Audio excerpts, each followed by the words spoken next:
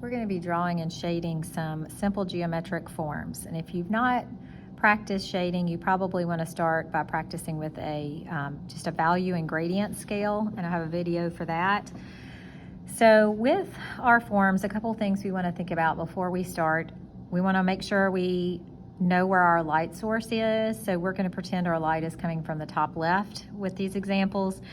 And so our lightest side of our forms is going to be the left side, and we're going to have a dark value on the right, and then we're going to have a cast shadow on the right side too. Okay, we want to also think about what the forms look like. If they have curved sides, we're going to have a gradual change from light to dark, like the gradient scale. If you have flat-sided objects, you're going to have just a light, medium, and dark side, or just a light and dark side. Okay, so we're going to start with our sphere, and our sphere is just like a three-dimensional circle. So we're going to, actually, I'm going to trace a circle. You could draw it freehand.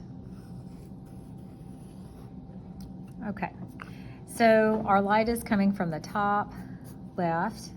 So we're going to just leave that one little area unshaded, and we're going to start by putting a value down on every other part of our sphere.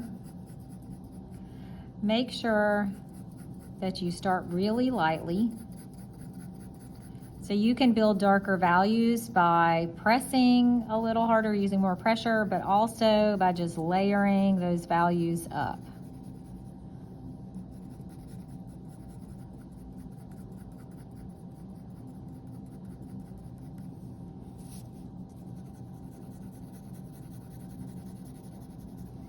So this is a curved-sided object.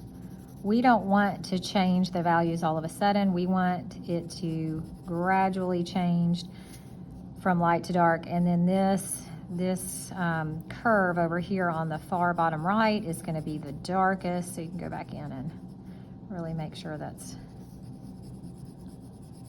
the darkest area. Okay. Now we're going to put a little cast shadow on the table.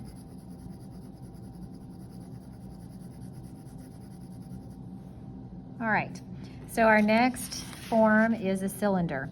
So if you think about a cylinder, which would be like a soup can or a soda can, you have a circle at the top and the bottom, but our view is kind of at an angle, like it's sitting on a table. So instead of a circle, it's going to be an ellipse shape at the top. You actually have another ellipse at the bottom, but you don't see the back of it unless it's a transparent shape. So we are going to start by doing the sides. These are vertical lines, straight up and down. They're parallel with each other. And then you're going to have that ellipse shape coming down. The edges are going to meet at the sides of your cylinder. Okay, and then you have another ellipse down here, but again, you only see this bottom part, you don't see this back part here. Okay, so make sure this curve is the same as this curve. All right, so again, we've got our light source coming from this direction, so we want this far right to be the darkest, and again, it's a curved object, so we want it to gradually change from light to dark. So we're starting with light values and building them up. So we have layers, and we're using more pressure on the far right side.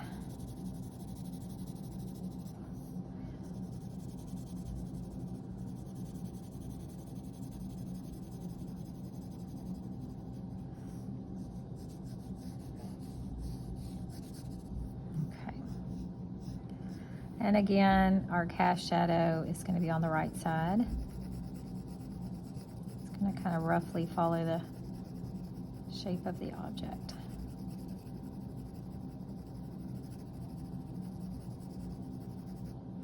All right, so our next one is a cone. So a cone also has a circle at the bottom, but we're only going to see that front part of the circle, which is really going to look like an ellipse because, again, it's sitting on the table. So our ellipse we'll draw first this time, and even though we don't need the whole ellipse shape, we don't see all of it, we're going to start by drawing that. And then we're going to find the middle of your ellipse, and you're going to go straight up above it, and you're going to put a little dot that's going to be the point of your cone. We're going to draw lines that come down from that point to the sides of the ellipse. Okay, so there's our basic cone shape. So we want this front part of the ellipse. We don't need this one in the back. Unless it's transparent, we're not going to see it. Okay, and again, we have a curved object, so we're going to want that change to be gradual. So we're going to just lightly shade most of our form, building those layers up on the right.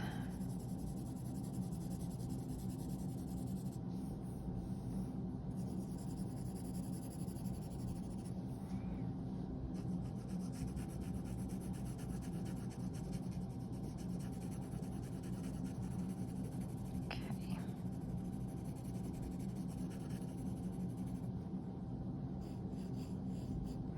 And then we're going to add our cast shadow.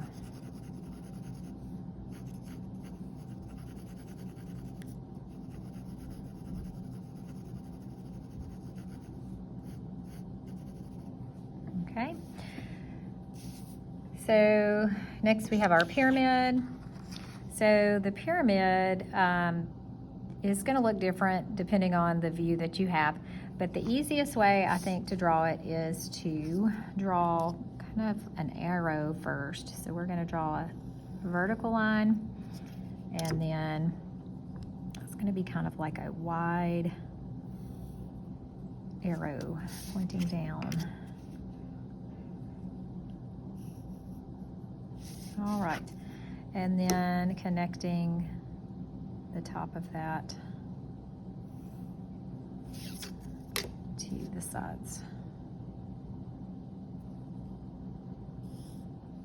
All right, and with this, you're just going to have a light side and a dark side, so you can just go in and start shading your dark side.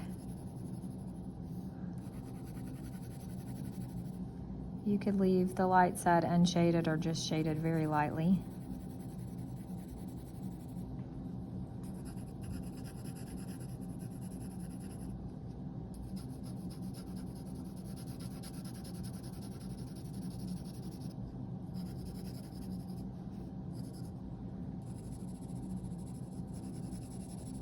Okay, and then again, adding your cast shadow.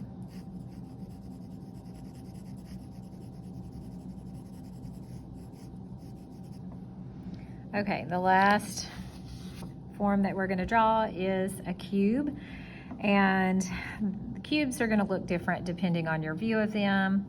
We're going to do it the simplest way, which is starting with a square and then adding the top and the side of our cube. So start with just a plain square. So that's 2 vertical lines, 2 horizontal lines.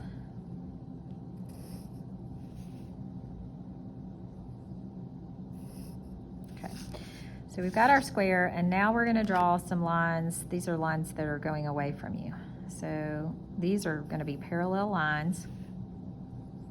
So they're all going to be slanted at the same angle. Okay, and then the back is a vertical line on the side here, and a horizontal line on the top. So it's important to think about this when you're drawing cubes. You have 3 sets of 3 parallel lines. So you have 3 vertical lines. You have 3 lines. In this case, they're horizontal. They're not always going to be horizontal though. Sometimes they might slant up. And then you got 3 parallel lines here. So 3 sets of 3 parallel lines. All right. And then we're going to shade. So we've got a light side, a medium side, and a dark side. I'm shading my medium side.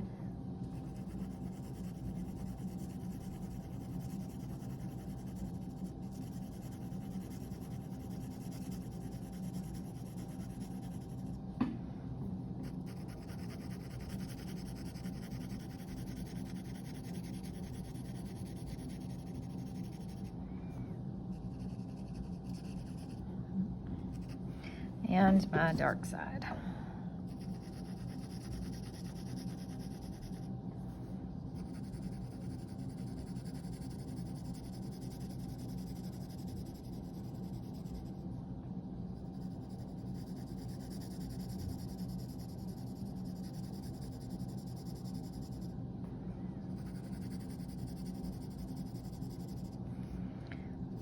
Okay, and then your cast shadow.